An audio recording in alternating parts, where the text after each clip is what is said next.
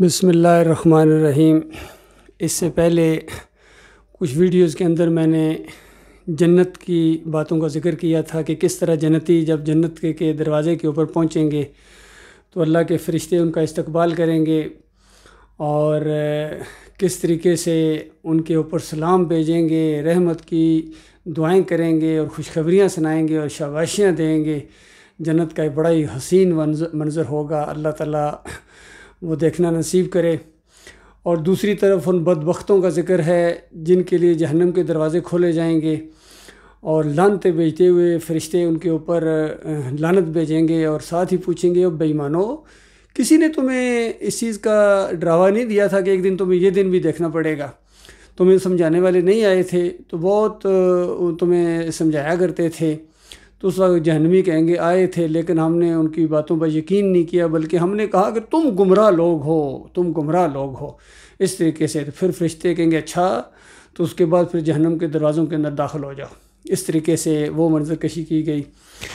دنیا میں بھی ایک منظر یہ نظارہ آپ دیکھیں، دنیا میں کس طریقے سے یہ اللہ تعالیٰ نے منظر دکھایا ہے کہ دنیا میں ایک شیطان نے اپنا جہنمی دروازہ بنایا ہوا ہے، یہ منظر دکھانے کے لیے کہ دیکھو اس کے اندر سے تم گزرو گے نا تو تم جنت میں جاؤ گے، اندازہ لگائیے۔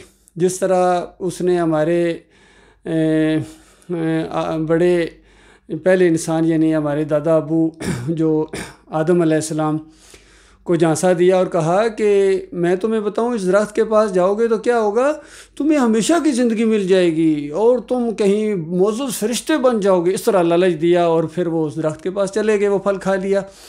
اسی طریقے سے دنیا میں اس ابلیس نے اور اس کے چیلوں نے انسانوں کو جو ہے وہی لالچ دیا کہ یہ جنتی دروازہ ہے، اس کے اندر سے جب گزرو گے نا تو پھر اس کے بعد دیکھنا تمہیں جنت ملے گی۔ اور اس کا جو انداز ہے شیطانی کام بھی آخر شیطانی طریقے سے کیا جاتا ہے، ذرا یہ منظر دیکھیے اور پھر آخرت کا اندازہ لگائیے کہ وہاں تمہارے ساتھ کیا ہونے والا ہے۔ اللہ کو چھوڑ کر اللہ کے بندوں کو، داتا دستگیر مشکل کشا حاجت روا ماننے والوں، ان کی پکاریں لگانے والوں، ان کی نظر و نیاز اور ان کے لنگر کھانے والوں، ان کے پیچھے جے جے کار پکارنے والے دوڑنے والوں، ان کے ورکر بنے ہوئے، آج ان کے ووٹر بنے ہوئے، آج ان کے سپاہی بنے ہوئے ہو، یعنی ان کے فوجیں بنے ہوئے ہو۔ شیطان کی بہت بڑی اس نے جتھے تیار کر لیے، فوجیں تیار کر لی اس نے۔ تو ذرا یہ منظر دیکھیے اور اس کے بعد انشاءاللہ میں بعد میں اس کے اوپر پھر تبصرہ کرنے کی کوشش کروں گا۔ یہ منظر دیکھیے،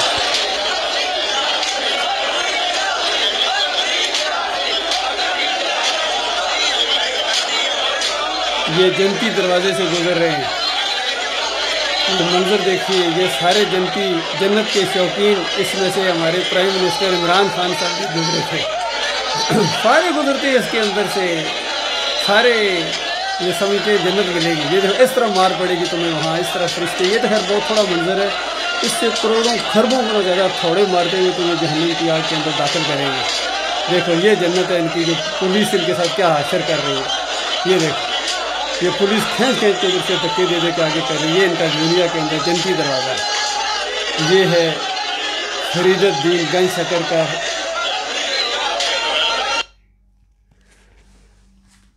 اللہ کے بندوں غور کرو، غور کرو، اس کے اندر تمہارے لیے ایک بہت بڑا سبق ہے لیکن تم غور نہیں کرتے ہو۔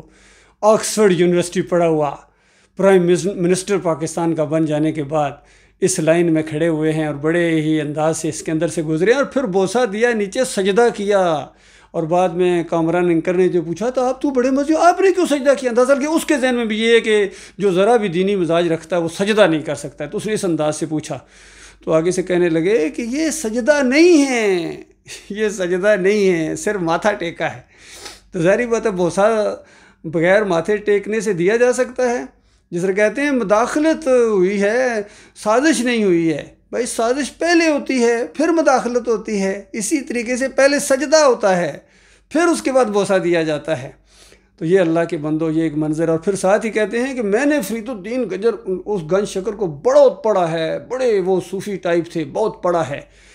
کیا تو آپ نے پڑھا ہے؟ کچھ بھی نہیں پڑھا ہے، اگر پڑھا ہے تو مشرکانہ اینک لگا کے پڑھا ہے، ورنہ اس کی کتابوں کے اندر بھی بالکل شرکیہ واقعات، عجیب و غریب جھوٹے قصے، جس طرح محی الدین چشتی کی کتابوں کے اندر ہیں، جس طرح علی جوہری کی کشف المحجوب کے اندر ہیں، جس طرح عبد القادر جیلانی کی غنیۃ الطالبین کے اندر، فیوز یزدانی کے اندر، مجدد الفسانی کے ملفوظات کے اندر، شاہ ولی اللہ کے انفاس العارفین کے اندر، حجت اللہ البالغہ کے اندر، پھر یہ شاہ اسماعیل کی تقویت الایمان کے اندر آتا کہ تقویت الایمان، ایمان کو تقویت دینے والی کتاب کے اندر بھی انہوں نے شرک لکھ دیا۔ کہتے ہیں اس طرح پکارنا تو صحیح نہیں ہے، یا عبد القادر جیلانی شیئا للہ، اس طرح مت پکارو۔